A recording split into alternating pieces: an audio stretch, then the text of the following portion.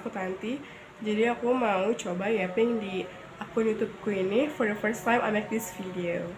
Jadi video ini dibuat H+3 hari lebaran.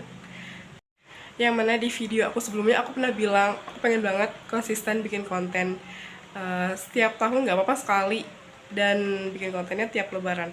Tapi the reality hits me, like tahun ini aku tidak mudik. Disclaimer, video ini bukan klarifikasi atau apapun itu, aku cuma pengen nyiapin dan aku pengen share aja POV dari aku kenapa aku tidak mengikuti tradisi mudik tahun ini. Hah? Serius di kosan? Emang nggak bosan? Emang seriusan nggak ngapa-ngapain atau gimana gitu? Ya, bener banget. Aku dari awal libur kantor, tanggal 19, aku cuma di kosan aja. Nggak kemana-mana. Walaupun waktu sore kemarin pas H+ Lebaran, aku keluar sebentar sama temen aku. Kebetulan di sini juga ada teman kosan aku, satu orang, dia nggak mudik, jadi ya udah kita berdua aja. Dan itu pun kita keluar sebentar aja gitu. Selain itu kayak ya udah balik lagi ke masing-masing aja. Tenang, aku bakal jelasin kenapa aku nggak mudik. Tapi ini POV dari aku ya. Kalau misalnya kalian punya pendapat sendiri ataupun mungkin ada yang ngejudge aku, apapun ya, it's your right. Alasan pertama, aku nggak mudik bukan karena takut ditanya udah nikah. Sama sekali enggak. Karena aku udah nggak di fase itu ya. Maksudnya, ego aku udah nggak kesenggol kalau misalnya ditanya kapan nikah. Karena alhamdulillahnya aku udah ada awareness tentang itu. Jadi, kayaknya nikah itu bukan sebuah achievement buat aku. Ego aku nggak akan kesenggol dengan ditanya kapan nikah.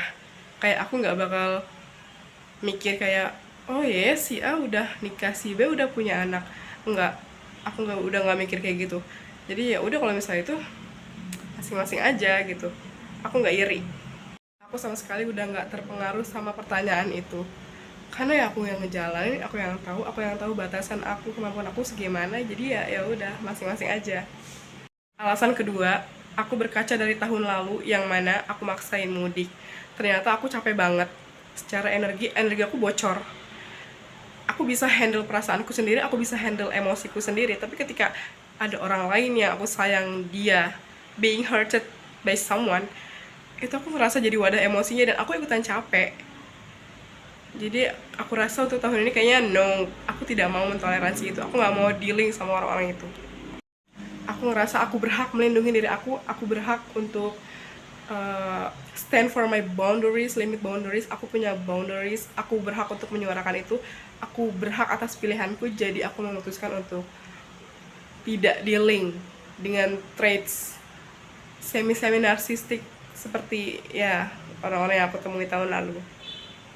Yang ketiga, atau bisa dibilang yang terakhir, kebetulan aku lagi senang banget sama hal-hal knowledge tentang blueprint, yang mana aku mencari tahu diri aku sendiri, terutama di Destiny Matrix ya. Jadi aku baru tahu personal yearku angka 7, yang mana angka 7 itu identik banget sama sendiri. Jadi nggak tahu kenapa kita pengen sendiri, energi itu kayak ketarik buat diri sendiri aja gitu. Sebelum aku notice personal yearku 7, aku emang udah ngerasa aku kayaknya pengen sendiri dulu deh tahun ini. Nggak tahu kenapa nggak ada tenaga buat sharing sama orang-orang, buat interaksi sama orang-orang tuh kayak nggak se-excited itu tahun ini. Dan ternyata pas aku cari tahu blueprint aku, Destiny Matrix aku, ternyata tahun ini personal yearku angka 7. Oke guys, makasih banget buat kalian yang udah nonton dan yang udah dengerin yapping aku. Aku baru kepikiran itu sih. Aku baru menganalisa segitu dari diri aku, fenomena diri aku. Jadi ya aku berharapnya emang fase ini cepat selesai. Aku bisa naik level kesadaran lagi. Dan semuanya bakal baik-baik aja. Dadah!